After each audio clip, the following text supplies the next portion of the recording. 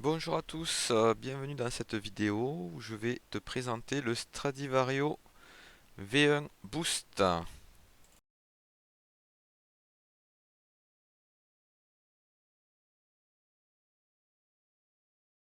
Alors voici une photo du carton dans lequel on reçoit son colis Boost. Ici, vous apercevez une des pages de la notice et là l'autre page. Donc à bien lire pour faire un bon montage. Donc voici à quoi ressemblait l'intérieur de mon colis. À gauche et à droite, on peut apercevoir les masselottes qui sont type origine mais qui ont été réajustées par un usineur. Dans le sachet se trouve l'écrou boost ainsi que des rondelles de calage pour allonger le canon. On y reviendra plus tard, mais effectivement tout est expliqué dans la notice et c'est très important à faire afin de bénéficier du petit canon du SPX. À droite, un morceau en plastique fait exprès pour le Stradi. C'est pas le même que celui d'origine. Et puis la plaque de guidage en alu taillée dans la masse. Ici, on peut voir de plus près donc les masselottes qui ont été réusinées. Là, une petite impression d'écran qu'on trouve sur le site Boost sur Facebook. Je vous conseille d'aller voir d'ailleurs. Il a également un site où il vend ses pièces, hein. Du coup, on peut voir que Greg, hein, le concepteur et celui qui commercialise également, fait évoluer ses pièces régulièrement pour toujours essayer d'améliorer la qualité et toujours améliorer tout le temps. Donc là, on voit ma joue fixe et ma joue mobile que j'ai retravaillé, sachant que la joue mobile à gauche, il faut lui enlever un genre de petit bourrelet afin que les deux joues se rejoignent bien en full plage et que la courroie monte à son maximum. Par contre, a priori, si on fait ça en étant avec le système d'origine, la courroie parfois ne redescend pas bien. Donc attention. Là également on revoit donc ma joue fixe et ma joue mobile, mais en haut on voit une joue mobile qui n'a pas été retravaillée. Voilà le bourrelet dont je vous parlais. Une petite surépaisseur qu'il faudra donc enlever pour être au top. Là à gauche on voit un petit peu la courroie, donc ici le réglage n'est pas terrible. Il faudrait, je pense, hein, réallonger un petit peu le canon avec les rondelles de calage afin d'avoir un bien meilleur démarrage. Là aussi on reviendra sur l'aspect embrayage qui est lié à ceci. Enfin une vidéo, une photo d'ensemble, simplement pour voir un petit peu à quoi ressemble un Stradi V1 et pouvoir le reconnaître. Alors, concernant le Stradi V1, en fait, on reçoit. De toute façon, je pense qu'il se vend plus, hein, mais peut-être en occasion. Donc, il y a cette pièce-là. Ensuite, on garde cet élément d'origine encore avec la cannelure. Ok. Le canon, on le garde aussi d'origine. Et là, on adapte des masselottes, justement, modifiées un peu différentes de celles d'origine. Voilà. Au niveau des. Et donc, après, au niveau des joues. À la base, au départ, donc on gardait sa joue d'origine. Et en fait, on peut observer un genre de bourrelet. Là, je pense qu'on ne le voit pas trop mal là. Donc on est censé faire sauter le bourrelet. Et moi, j'avais fait un peu plus que le faire sauter. Voilà.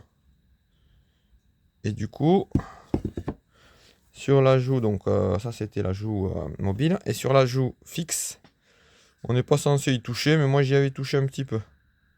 Histoire de gratter encore un petit peu. Et faire en sorte que les deux se rapprochent vraiment l'une de l'autre. Encore un tout petit peu plus, quoi. Bon. Au niveau des masses, on va peser tout ça. Donc, bon, il y a un peu de graisse, mais ça ne doit pas changer grand-chose. Donc là, nous avons 180,79. Je sais pas si on verra trop à l'écran. Ici, avec des poids assez lourds, je regarderai, je sais plus de combien c'est. C'est les 4 les mêmes. Donc là, nous avons 158,36. Le canon, c'est 35,03. Ok. Et ensuite, moi j'avais fait quoi? Derrière l'ajout fixe, parce qu'en fait je suis en courroie de entre guillemets 15. Donc derrière l'ajout fixe, au lieu de la rondelle de 2,5 d'origine, j'avais fait des essais, tout ça, et j'avais mis ces rondelles là. Donc pour 3,73 g. Donc hop, on va, pour ce que ça intéresse, les mesurer rapidement. Désolé, hein, la qualité. Du coup, on a un 69 mm. Pour allonger le canon, donc j'avais mis les rondelles boost. Donc moi je trouve 2,59 grammes. En termes de dimension largeur, donc moi j'ai 2,52. Donc ça doit être une rondelle de 1, une rondelle de 1, une rondelle de 0,5. À l'époque, je crois pas qu'il y avait des 0,3, ou du moins plus petit que 0,5. Et voilà. Donc le montage. D'abord, on met la joue fixe. Voilà. On met d'abord la joue fixe. Éventuellement, derrière la joue fixe, on y met les rondelles ou pas. Ensuite, on y met le canon. Ensuite, on y met les rondelles de calage pour allonger le canon et ainsi profiter d'un bien meilleur démarrage. Attention, vu qu'on va démarrer plus bas au niveau du canon, enfin de la plage, du coup, c'est un peu comme si on avait un pignon plus petit. Mais par contre, c'est pas tout à fait ça, puisque là, ça va jouer au niveau de l'embrayage. Et donc,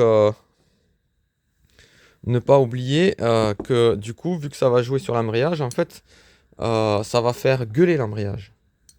Donc attention à gérer ces ressorts d'embrayage en fonction ou ces masses de contrepoids. Ces masses de mâchoire. Je réfléchis en même temps. Attendez une seconde. Voilà. Donc hop, hop. Et hop. Et là, on est monté. Et après, on mettait l'écrou qui était fourni donc en général dans le sachet justement où il y avait les rondelles de calage. Sachant que voilà, l'écrou au départ était un peu moins bien qu'aujourd'hui. Maintenant, c'est parfait. Et donc, là où je voulais en venir aussi, petite précaution, c'est que moi, j'avais voulu serrer ou desserrer, ou les deux, et j'avais utilisé quelque chose pour tenir, là, qu'on utilise en général pour serrer ou desserrer les filtres à huile de voiture. Donc une sorte de griffe, en fait. Ou une sorte de courroie pour pas abîmer. Je sais plus, j'ai essayé plusieurs choses. Mais en clair, j'ai exercé une force, certainement, qu'il fallait pas, sur les pions, là. Et en fait, ce qui se passe, c'est que j'ai dû abîmer un petit peu. Et voilà, on le voit là, que c'est pas aussi bien, je pense, que ce que c'était au départ, avant que j'abîme. Hein, ça, c'est pas tout à fait libre. Alors là, c'est vraiment pas terrible. Il fait très froid là. C'est vraiment pas terrible, mais je pense que dans l'autre sens, ça sera mieux. Voilà, oh, c'est guère mieux. Mais quand il fait un peu moins froid, c'est peut-être un petit peu mieux que maintenant. Mais en gros, je pense que ça coulisse pas comme ça devrait coulisser. Surtout au début là. C'est au début là qu'il y a vraiment un cran. Après, une fois que on est décoincé, ça va quoi. Ça va à peu près. Mais bon, là j'avais fait cette bêtise. Pour terminer, vu que ces réglages dépendent forcément de la largeur de courroie, moi ma courroie, fait 14,35. Bref, je crois qu'elle fait un peu plus. Ah non, 14,40 de large. Voilà.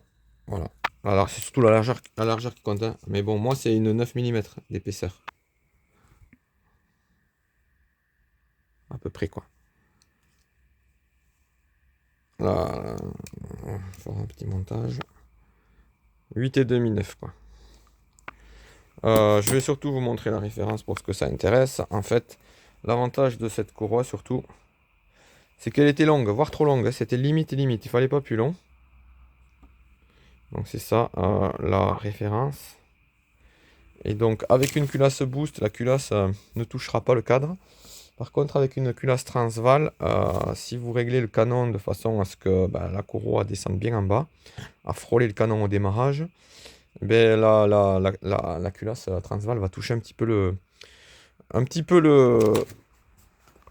le cadre, et voire même, en plus, l'emplacement de la bougie fait que, là on voit bien, hein, j'avais dû tailler un petit peu la culasse. Et l'emplacement de la bougie aussi, pareil, ça va pas trop. Alors là, j'ai mis un antiparasite assez court. C'est des culots courts là sur la culasse Transval, donc j'ai pas pu mettre une porcelaine courte. Et là, j'ai vachement gratté, je me suis débrouillé pour gagner un petit peu. Mais c'est très très juste, très très juste. Ça touche quasiment le cadre, hein. Donc bon, la courroie est très très longue. Par contre, du coup, le carbu ne pose plus de problème, ne touche pas. Et le ressort moteur est peut-être pas assez tendu, c'est limite. Donc je compte justement faire une autre fixation là pour le ressort moteur.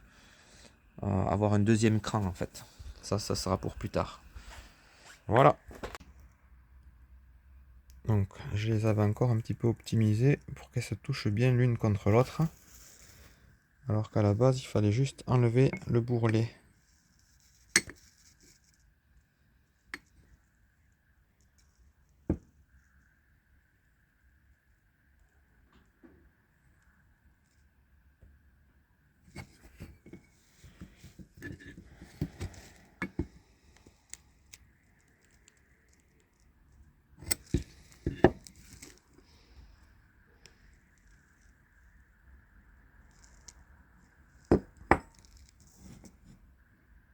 Ça, c'est avec le bourrelet. On le sent bien, hein, avec le doigt. On le sent très bien.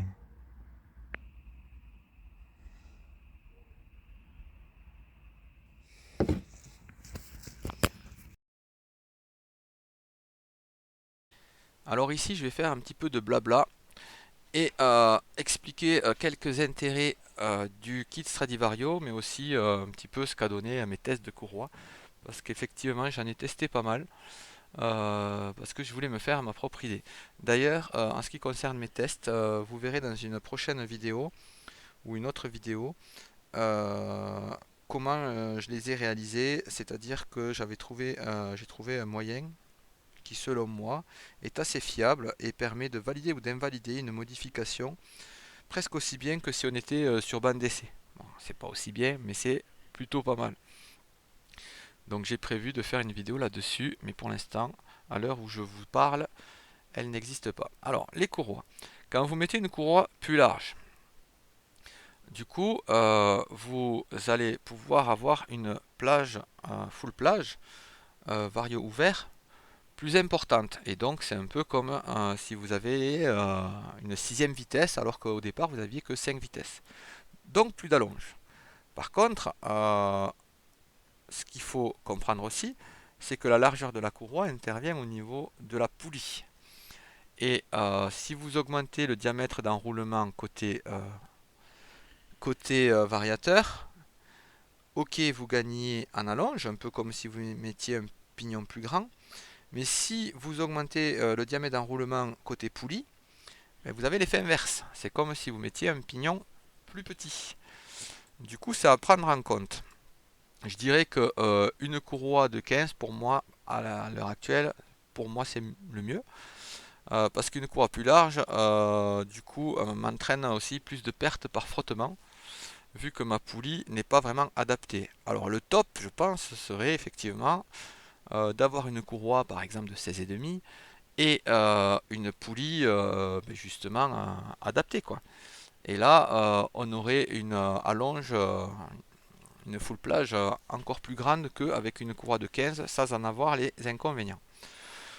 Autre chose par rapport à cette largeur de courroie, hein, petit détail pour ceux qui l'auraient pas compris, euh, si vous mettez une courroie plus large et que vous touchez pas au niveau des rondelles de calage, vous touchez pas à la longueur du canon, vous allez perdre au démarrage. Et c'est là que le kit Stradivario est sympa. Il suffit de rajouter des rondelles de calage fournies pour ajuster le démarrage à votre courroie. L'idée étant que la courroie frôle le canon au démarrage. Après, faut aussi tenir compte de l'usure qui va aller avec votre courroie. À voir si vous voulez démonter régulièrement votre vario et adapter les rondelles de calage à l'usure de votre courroie, ou si vous êtes un peu moins gourmand. En tout cas, la courroie ne doit pas toucher le canon au démarrage. Mais le kit Stradivario permet, grâce aux rondelles de calage, d'utiliser le petit canon au démarrage, un peu comme si on avait un pignon plus petit, tout en ayant une courroie qui monte bien haut, voire très très haut, dans le cas où on a une courroie très très large. Donc voilà pour ce qui était des illustrations de mes tests courroie. Par contre, je voudrais revenir aussi sur un point, on va dire que certains n'ont peut-être pas compris. Euh, En fait, le fait d'avoir une courroie qui descend assez bas, proche du canon de 18 mm du variateur SPX, entraîne aussi un petit effet au niveau de l'embrayage, un effet à prendre en compte. C'est que obligatoirement, le fait de passer voilà, d'un variateur classique au Stradivario, canon 18, courroie qui descend bien assez bas au démarrage, votre embrayage va gueuler plus qu'avant. Pour peu qu'il soit allégé, il va gueuler beaucoup plus qu'avant. Et donc après, voilà, c'est à voir par rapport à ce que vous voulez, la puissance que vous avez au démarrage, le couple, etc. Si vous voulez que votre moteur gueule ou pas au démarrage. Mais aussi, il faudra faire attention à ce que le variateur ne s'ouvre pas dès l'embrayage, quoi, dès la phase d'embrayage. Parce que ça peut aussi arriver, hein. Si vous embrayez à 6000 tours, 7000 tours et que votre variateur, les poids sont réglés pour commencer à s'ouvrir à 6000 tours, bon, il y a peut-être mieux à faire. Il faudra jouer donc peut-être avec des mâchoires d'origine, éventuellement des ressorts ou faire des trous dans les mâchoires d'origine. Voilà ce qui tournait autour de la courroie et du principe finalement du Stradivario. Alors voilà ce que donne ma configuration. Donc derrière c'est mes rondelles de calage, donc derrière la joue fixe, afin d'aligner au mieux ma courroie avec la poulie. Donc ma courroie de 15 actuellement, elle ne fait pas réellement 15, hein. De toute façon elle va continuer à s'user. Ici j'avais 4 poids comme ça, donc le poids et la vis quoi. J'avais les 4 les mêmes. Donc ma courroie est donnée pour une courroie de 8,5, mais finalement, je sais pas, elle a l'air de faire plus, mais ça doit pas se prendre comme ça la mesure. Ici vous voyez donc la référence de la courroie et où arrive celle-ci sur mes joues modifiées. Là, pareil, une autre mesure de la full plage. Là on peut apercevoir donc le régime au démarrage, ce que ça peut donner le petit canon, hein. On est proche du canon 18. Hein, on s'est rapproché sur cette photo là et on aperçoit toujours la même courroie. 2,52, c'est ce que j'ai rallongé mon canon d'origine, hein, pour avoir on va dire un bon départ, que la courroie descende relativement près du canon de 18 sans toucher. A priori c'était bon, hein.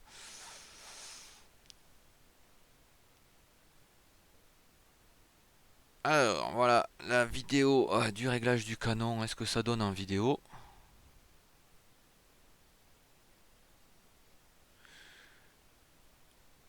Donc voilà, ça bouge bien. On aperçoit les poids assez lourds, hein, en fait. Et a priori, ça se règle comme ça, hein. On serre à peu près l'écrou et on voit ce que ça donne, courroie retournée. Il faut qu'en poussant assez fort, on ne touche pas le canon mais qu'on s'en rapproche. Voilà. Bon, moi c'est comme ça que j'avais fait mon réglage. Par contre, une fois que la courroie est retournée dans le bon sens, visiblement on dirait qu'on est quand même assez près. Donc vous me direz dans les commentaires si j'ai merdé ou pas. J'espère que non, car actuellement mon Stradi V2 complet, j'ai fait un peu la même manip, hein, mais a priori ça me semble logique, hein. On retourne la courroie, du coup on doit mieux y voir courroie retournée. Et donc là, théoriquement, je pense qu'on est bon, on n'est pas si près que ça. J'imagine que j'ai au moins 1,5 mm de chaque côté entre le canon et la courroie. Alors, maintenant, voilà, vous mettrez pause si ça vous intéresse, hein. Une petite remarque par rapport au concurrent ER3 Doppler. Voilà, ça parle tout seul de ce qu'il y a à voir. C'est-à-dire que finalement, on voit que même si le R3 n'est pas a priori sur le papier un mauvais variateur, puisqu'il a quand même un canon assez petit et une plage, full plage assez grande, au final, quand on regarde dans les détails, en fait, le Stradi V1 avec des joues d'origine modifiées semble au-dessus. Après, je pense que le site internet qui permet de faire des calculs théoriques de vitesse fonctionne bien. Mais est-ce que je me suis trompé ou non dans mes raisonnements? Je sais pas. Ce que je sais, c'est que à l'époque où j'avais pas encore le Stradi V1, je prenais un peu plus de régime. C'est vrai que je devais prendre un petit peu plus de régime. Là, mon moteur, on va dire, il a quand même du mal à dépasser 9500 tours. Donc c'est pas tout à fait vrai cette histoire-là, mais ce qui est sûr, c'est que si le moteur a la puissance pour tirer assez long, euh, le R3 est beaucoup moins bien que le Stradi. Et au pire, si le moteur n'a pas la puissance pour tirer long, eh bien, on ajuste par rapport à la transmission secondaire et finalement, on a un meilleur démarrage avec le Stradivario. Voilà ce que je voulais ajouter.